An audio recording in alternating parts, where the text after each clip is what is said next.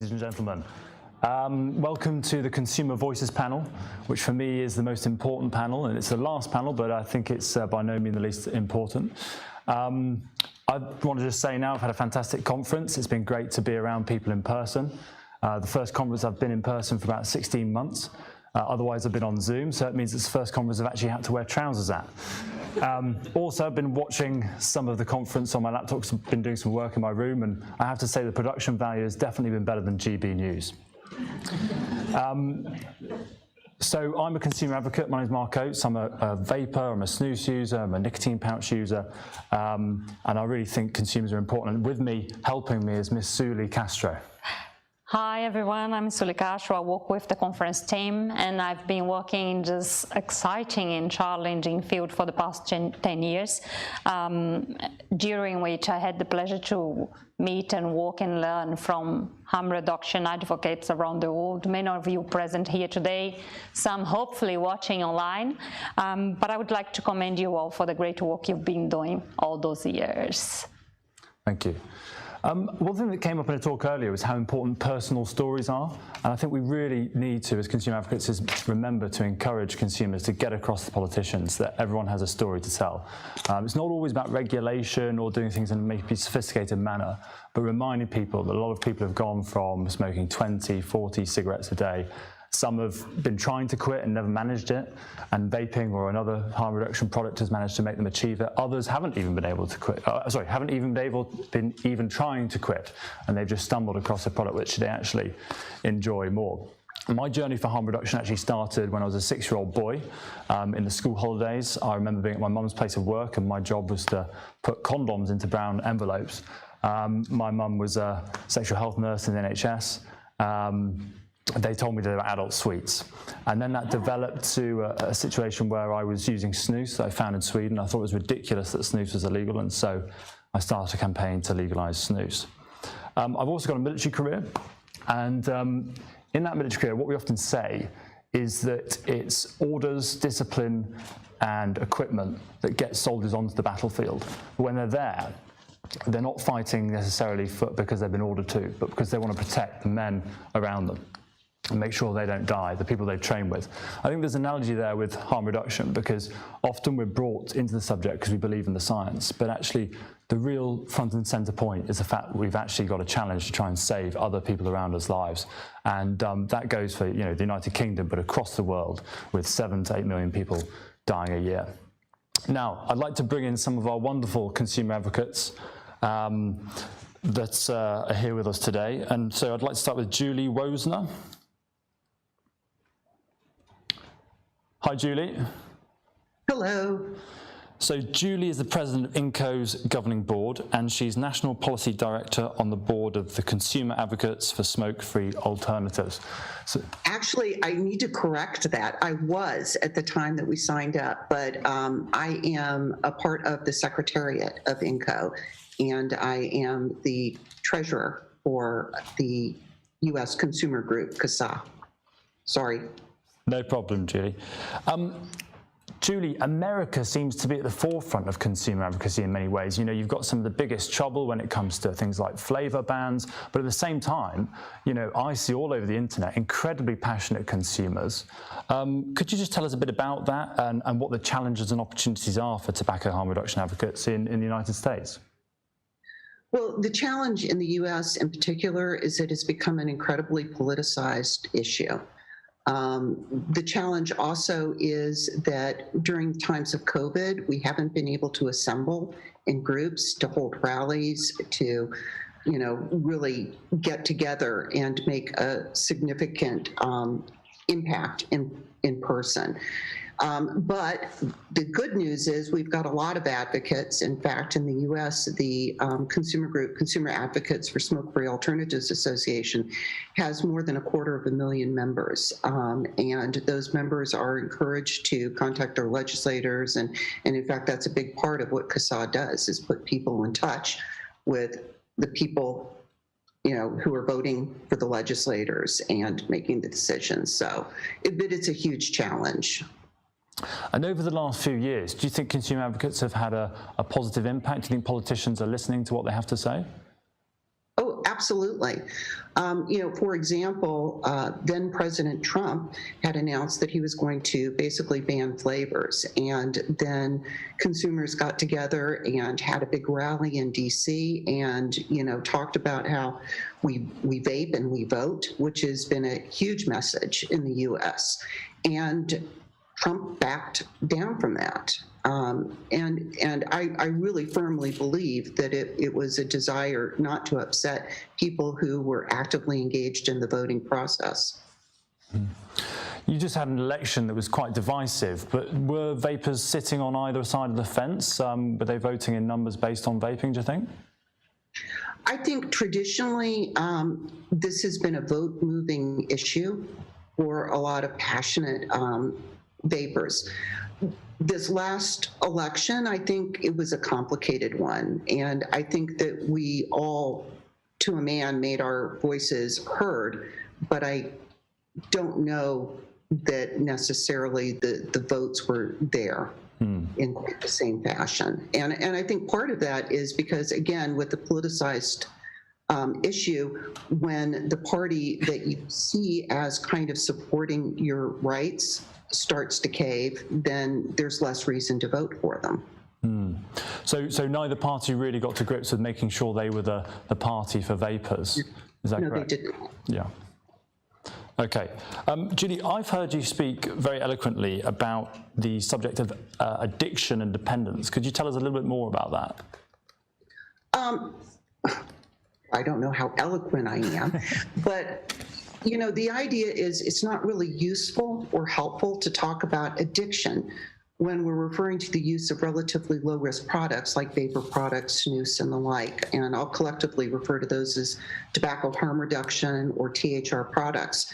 When we talk about addiction, we're typically thinking of a situation where there's significant damage and very real harm, something that really isn't an issue in connection with the use of THR products. So it's perhaps more useful to think of this as a dependence issue when we talk about THR products, recognizing that for some people, they may be nicotine dependent, but that dependence doesn't cause any significant problems, if any.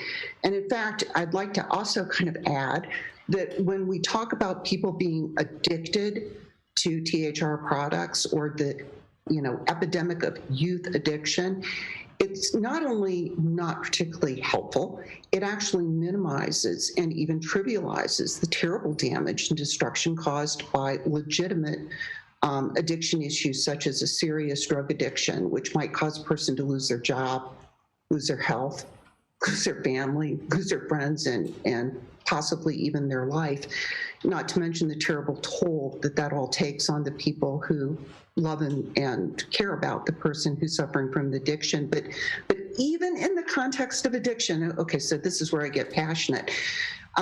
Even in the context of addiction, where we're talking about serious and harmful, for example, drug addictions, professionals largely embrace harm reduction as a legitimate tool and recognize the critical importance of meeting people where they are, not necessarily where you want them to be. So. Brilliant. Thanks very much, Judy. I'm just going to move on to Peter Stigard from Denmark, who is the treasurer for the Danish Vaping Association. Hi, Peter. Hi there. Peter, if Britain is the poster boy for good progressive harm reduction policies, then Denmark in Europe seems to be the total opposite. What on earth's going on? Well,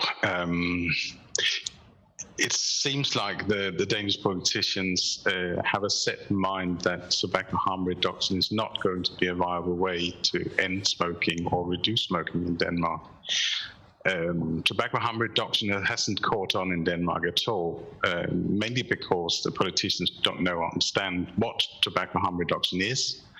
The alphabet group or the body part organizations, call them whatever they are quite powerful in telling the politicians what to believe. So tobacco harm reduction has no way in Denmark, unfortunately. So we face a lot of challenges, mainly with our politicians, to get them to understand what tobacco harm reduction is all about. It's about giving people the ability to choose a different way out of smoking than the ways that are being promoted, like Cyban, Champix, or Chantix, or going to sessions with a psychologist to end smoking. And mainly the media in Denmark supports the government or the politicians stand on this, and they give a lot of media time to the politicians that are against tobacco harm reduction, and to the scientists and professors that are also actively against tobacco harm reduction. And I'm sad to say that many smokers and also vapers are lacking behind at the moment. When we're talking about tobacco harm reduction, most of the people are being brainwashed to think that tobacco harm reduction or vaping or snus is actually just as addictive or just as harmful as smoking is, or even worse. So we face a battle with the media in Denmark, or maybe on a global scale, that the media are not supporting science and sensibility. Thanks, Peter. Can you just run down some of the regulations they want to bring into Denmark and the regulations that you're fighting? They've actually already brought them in. From the 1st of April this year, they've introduced a flavor ban. So only tobacco and menthol flavor are going to be allowed from 1st of April next year. They've said that the manufacturers can produce and make stock of flavors other than tobacco and menthol until the 1st of April this year. And then when that stock has been used, they can only sell tobacco and menthol flavorings. Cross-border sales are going to be almost impossible. There's going to be another tax on e-liquids with nicotine. So any liquids from 1 milligram per milliliter up to 12 milligram per liter is going to be excess fined with a fine of about 80%. And from 12 milligram and up to 20 milligram is going to be fined about 120%. So it's almost just as what do you call it? It's the same price whether you smoke or you vape. There's no incentive in switching from smoking to vaping because it's just as expensive. Sure. And so what do you think the unintended consequences for the consumer are of these incredibly strict regulations? There's going to be a lot of unintended consequences of these bans in Denmark or restrictions. Mainly the consumers are going to be the losers in this game. The people smoking in Denmark are not going to be introduced for tobacco harm reduction in their everyday life. Most of them don't even know that vaping or snus or other alternatives exist. And if you say that there's going to be a flavor ban, and the vapers who are already vaping are going to find all the loophole they can find, they're going to use aromas or flavors they can get their hand off, and these aromas might not be suitable for vaping. So in fact, they're going to damage their health maybe by vaping something that could be just as damaging as what we saw in USA with the Avali. If you take the aromas that are made on lipids or on an oil basis, these are not supposed to be vaped or inhaled at all. So it's going to be a self-fulfilling prophecy that if you introduce bans or restricted legislation, the consumers are going to find loopholes and trying to find ways to get what they need and what they find successful. So we might see a lot of people getting sick in the future in Denmark because they cannot get the products they were used to. This is a loss of control, a total control of loss for the legislators or the government in Denmark. They could have had a legislation that was built on effectiveness, quality and safety, where they controlled what products could actually be sold to the consumers in Denmark. Instead, they're going to restrict all the products that work for people and actually get them to stop smoking. So they're going to control them. and ban and regulate all the ingredients that smokers find effective or vapers find effective. So we might see EVALI 2 in Denmark within half a year or a year. Sure. And do you think that Denmark and the policies you're introducing, do you think they could cascade across the EU? Do you think the EU Commission could start introducing them? Is this the future? I hope not, but I'm also I'm quite a realist that Denmark is a perfect country to try things out, because we have a size of about 6 million people, and there are just about 1 million smokers in Denmark. And if you want to introduce legislation, you can actually use Denmark as a test tube. You can try and see what actually happens. How do the consumers react? Is there an uprise from smokers or vapers in Denmark, and how can we combat this? If there's no uproar or upheaval about the flavor ban, then it is going to be introduced in the TPD3 that is coming this year or next year, and also the taxes and the more expensive liquids. If the Danish consumers don't revolt and say that we don't want this excess tax on our products, then it's going to be a leeway into the European consumers or the European Commission to say that, well, the Danish smokers and vapers didn't react to a higher tax, so we can actually introduce this on an EU level without any resistance. Well, thank you very much, Peter. I'm now going to move on to Jagannath Sarangapani. Hi, the nickname Jaggy, is that correct, Jaggy? Yeah, Jaggy is good, yeah. Brilliant, I'll call you that. Jaggy, you're in India, and you've recently banned vaping. What are consumers doing about that? Are there many consumers in India? Forgive me, I'm not that well briefed on India. Yeah, we have a significant vaping community. Yes, definitely the ban has slowed down the conversion of smokers to vaping, but it hasn't stopped. It's definitely happening. Access to good quality products is a question mark, but people always find their way around these loopholes. Bans have never worked. Everyone knows that around the world. And yet we have it. And so we have channels that have been created. And it's business as usual, except the problem is that these are unregulated right now. Previously, while there wasn't regulation, vendors were having self-regulation. They were not selling substandard products. They were not selling to minors. They had a code of conduct which they were implementing. Unfortunately, that doesn't exist when you have a black market and when you have a gray market. And so that's the kind of problem that we have with a ban on our products. Government has tried to make it a little tougher for existing vapers because personal consumption is not banned. And so they've tried to make it difficult by implementing, carrying it or when you travel by air and so on. But then we still find ways around it. So we have a vaping community and we find ways to circumvent such situations. So that's where we are right now. Sure, Jaggy. I'm running a campaign to legalise snus in the UK. I'm hoping that will be achieved.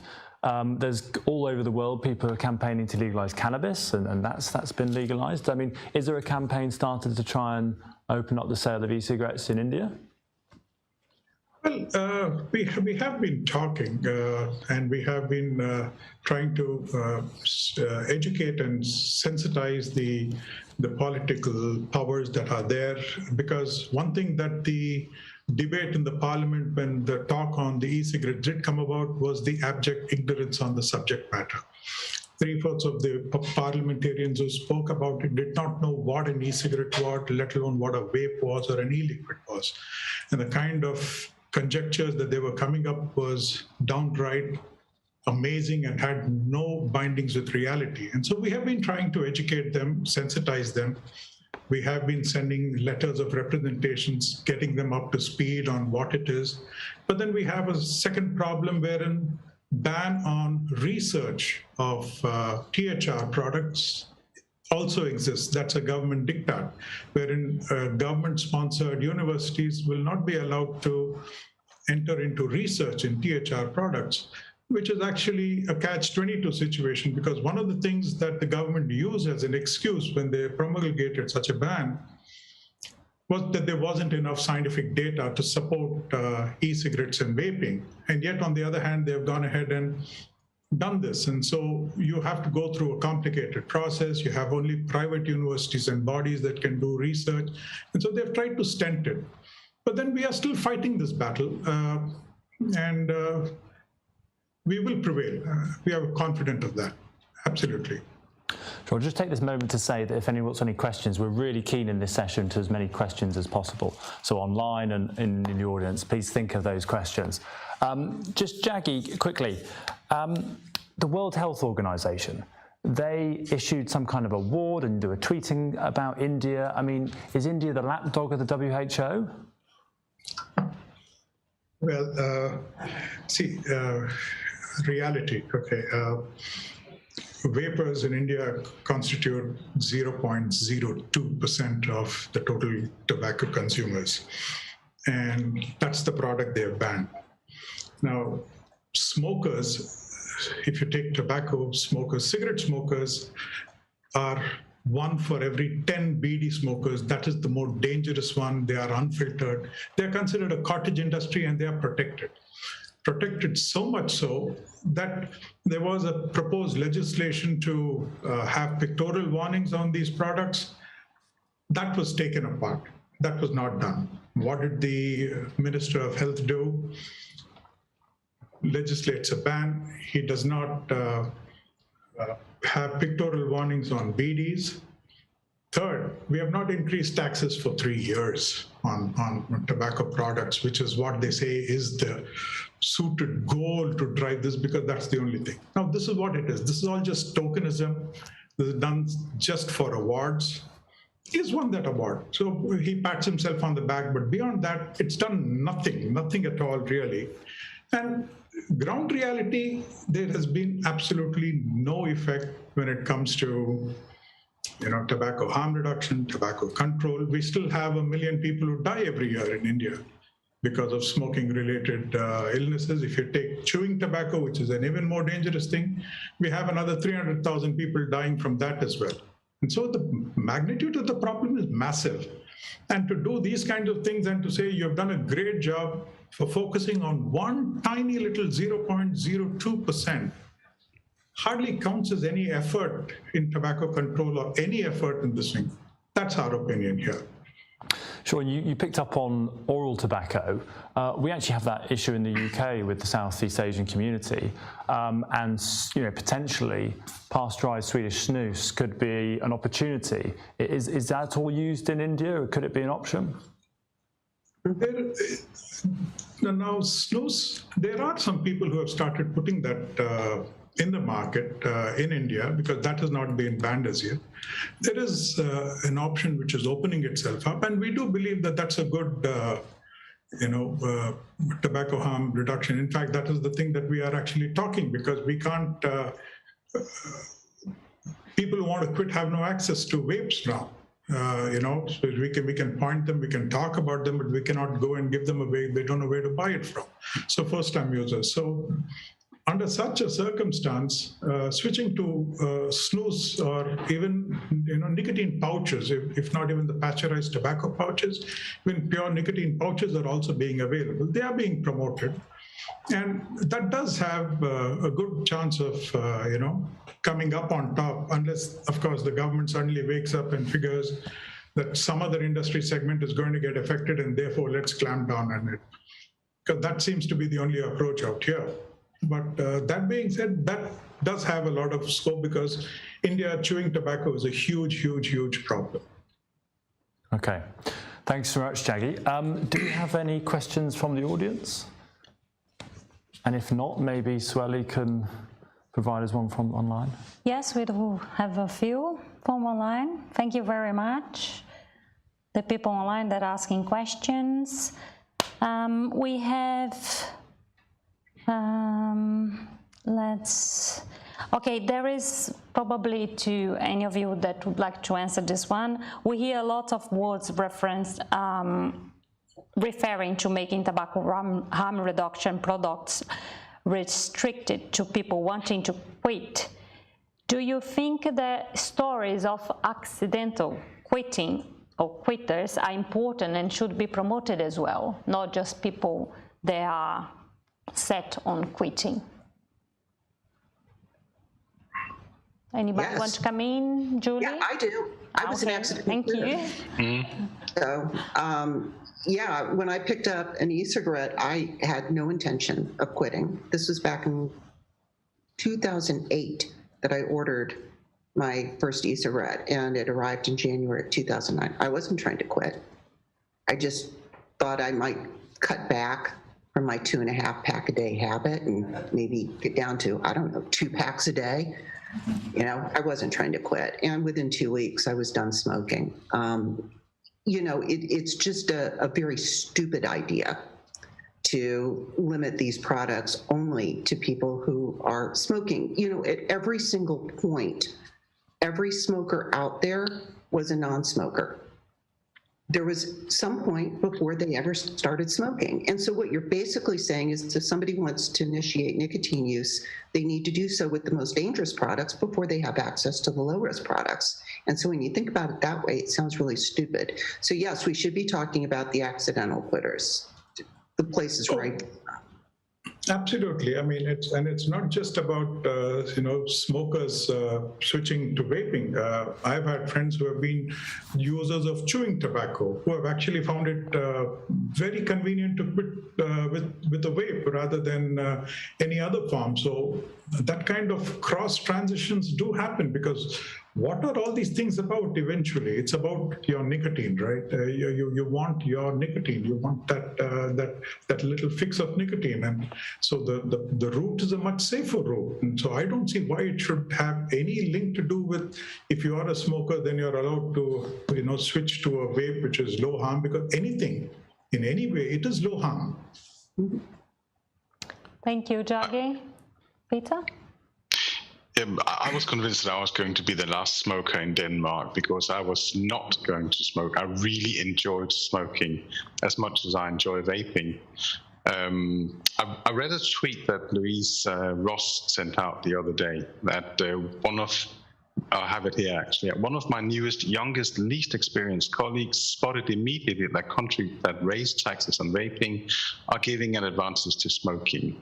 If he could spot that, why can't health ministers? I'm still amazed that the legislators or the governments don't see the point of THR. They really can't fathom that if they're going to ban something, they shouldn't ban the least dangerous product, but the most dangerous products instead. All these restrictions make consumers look for loopholes, as Jackie also said. We're going to see everything going underground or going to the black market instead of being controlled by a sensible regulation. So, but I also quit. Yeah. Good for you. Thank you. I'll just add to that, my personal experience as well. I was living in China and smoking 50p pack cigarettes, and I had no interest in the fact that it could shorten my life. I didn't care. And in the military, it's the same. You know, you go speak to a soldier and you say, well, have you thought about doing something safer? Do they care? No. Why would you? You know. And so the opportunity to quit by accident because a product's actually nicer is brilliant. We have got a few questions online, so if you get this one. One's come in from my hero, Bengt Weberg, from Sting Free Snus. The ETHRA survey, and if you haven't seen the ETHRA survey, it's absolutely brilliant. 35,000 EU and UK respondents. They said 31% of EU smokers would like to try snus if it became legalized. So Ben wants to know, do you think there's any chance of ending the sale of snus? And Peter, I think you're a great guy to go for that. We actually have, it's not called snus, it's called cut tobacco in Denmark, but snus is also banned in Denmark. We can buy a product that is actually quite similar to it. And the most people who use that type of chewing pouches or whatever you call them are actually quite young male. And why is that? Because they banned smoking in all schools and high schools. So they had to get their nicotine fixed some way. So every young adult male from the age of 12 up to 18, instead of smoking, they started chewing these tobacco pouches instead. And that created quite an uproar. So right now, I don't think there's much. There's not a success for snus in Denmark right now. Yeah. Well, my plan is we've just had a review announced by Joe Churchill, the health minister in the UK, into the UK's position on snus, and then we will legalise it and we will show the European Union what they're missing out on. So, brilliant. Fingers crossed. And Charles Gardner, a well-known name to us all, he's come in with a question for Julie. Judy, how can safer nicotine advocates keep going in the face of massive anti-vaping propaganda? How do you keep going? We have no choice. You know, if this were just about us as individual people being able to access our products, everybody here would be able to get what they need in the face of an all-out ban. I mean, we all would be able to get what we need. What we're fighting for isn't just us. We're fighting for the next generation. And, you know, if you are like me and the others sitting on this panel, and you feel that vapor products or snus or some other THR product literally saved your life.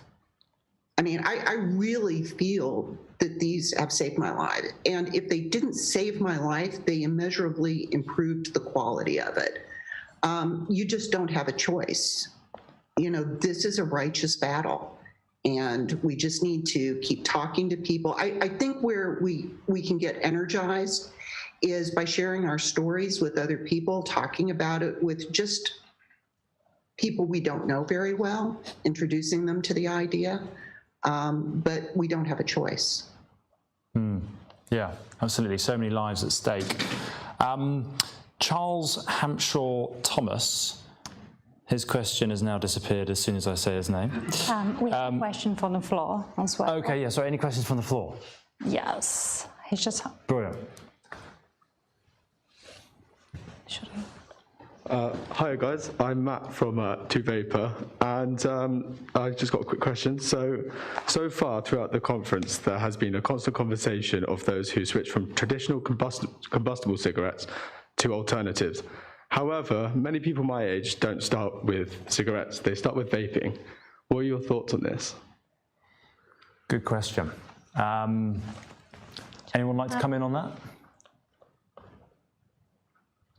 Well, okay, perhaps I'll go. Now, when you look at a curiosity of a teen per se, okay, if that's your age group, I'm sorry, I don't know how old you are, but that being said, now, teens are going to try anything in any case. My son, he was caught smoking when he went out for a football tournament, and then the principal caught me and gave him a shelling down and things like that. So that's going to happen. Of course, that's going to happen. And you got to understand and recognize that problem that exists. Now, no one condones it. Of course, you got to get put down if that's the thing, because it's not meant for anyone who's underage. Yet, you are going to have that small element of people who are going to try, because they're going to try it in any case. But the question that needs to be asked is, if the kid is going to try it, wouldn't you rather he try something which was a little safer? I think that's a bigger question that really needs to be answered. I'm not saying that it's perfectly fine, but my only thing is, if you are going to try it, why don't you try something safer? Perhaps you've got to look at it that way. You know, I'd like to chime in and say I agree 100%. I raised 2 daughters. And, you know, we look at things, if you're smart, you look at them as a practical matter. And I told my girls, I really don't want you to drink. Yeah, I just don't want you to drink before you're of legal age. However, if you are going to drink, then don't drink and drive. Call me, I'll come get you. I don't want you to be having sex before you're ready to handle the physical and emotional consequences. But if you're going to do it, then, use protection. We have these very difficult real conversations with our children. And I guess it's the same with nicotine use. I'd rather you not, I really would. But if you're going to choose to try nicotine, for God's sake, why would you pick up the really terribly dangerous stuff? Pick up something low risk. Okay, anyone more from the audience? Judy?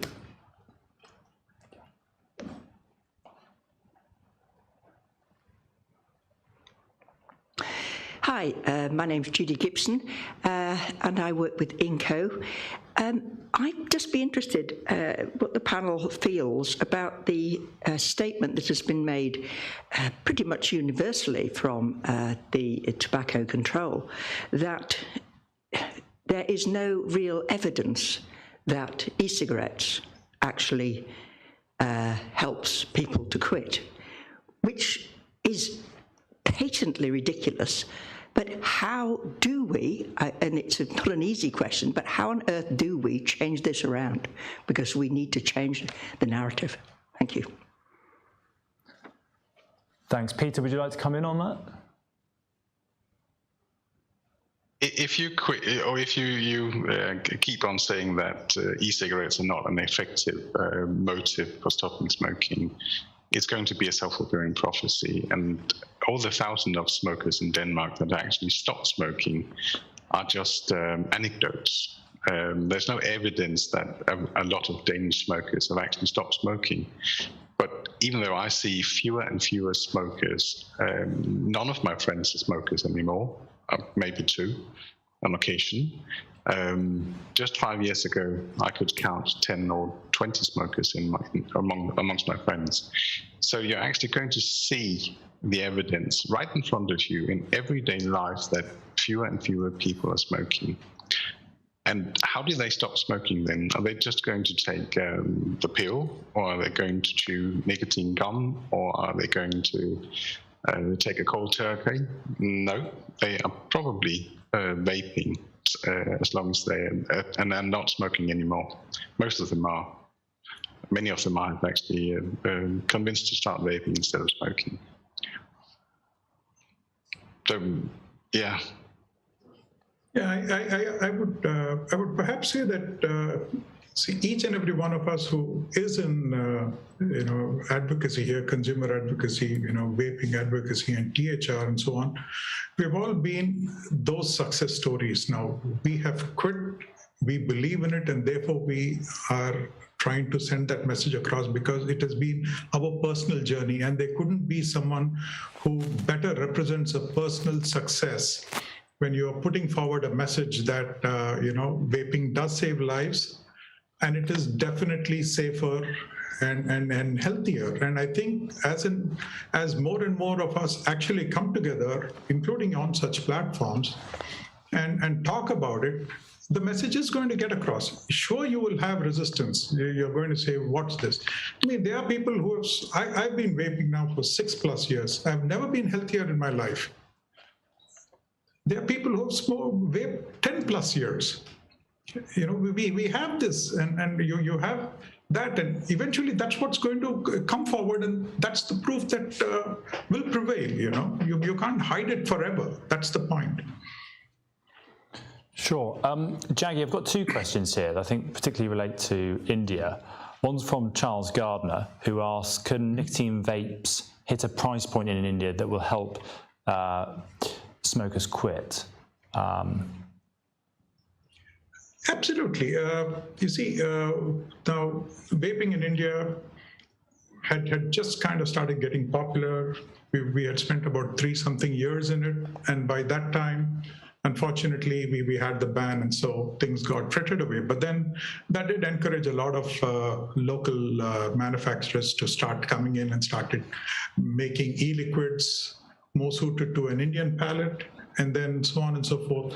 We did try to make some efforts, especially for the lower income category. We did try to make specific flavors which would, work with BDs to help that income group also quit. Dr. Shri also touched upon it a little. Now, these kind of things exist. Now, we have a huge population out here. Now, with or without government support, we are quite confident. In fact, there are some devices that can be made, pod-type systems that can actually be used to help people quit. We are not talking about the